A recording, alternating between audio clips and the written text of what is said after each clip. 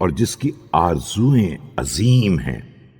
میرے ہاتھ سے تعلقات کے تمام اسباب قطع ہو گئے ہیں، علاوہ اس رشتے کے جسے تیری رحمت نے قائم کیا ہے، اور امیدوں کے تمام رشتے قطع ہو گئے ہیں، علاوہ اس معافی کے رشتے کے جس کی پناہ میں زندگی گزار رہا ہوں۔ تیری اطاعت جسے کسی شمار میں لا سکوں نہ ہونے کے برابر ہے، اور وہ معصیت جس میں گرفتار ہوں بہت زیادہ ہے۔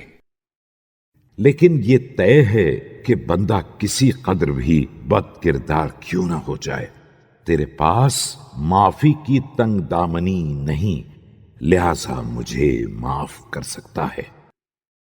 خدایا، تیرا علم میرے مخفی اعمال پر بھی نگاہ رکھتا ہے، اور تیری اطلاع کے سامنے ہر پوشیدہ عمل واضح ہے۔ دقیق ترین چیز بھی تجھ سے پوشیدہ نہیں ہے، اور غیبی اسرار بھی تیرے علم سے دور نہیں ہیں۔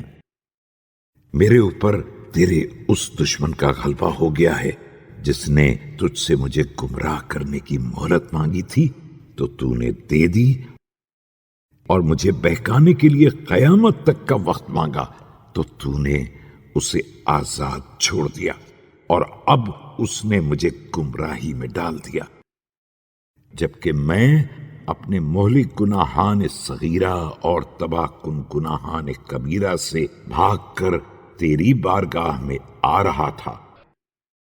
حالت یہ ہے کہ جب میں نے تیری کوئی نافرمانی کی اور برے اعمال کی بنا پر تیری ناراضی کا حقدار ہو گیا تو اس نے اپنے ہیلے کی باگ موڑ دی اور چل دیا۔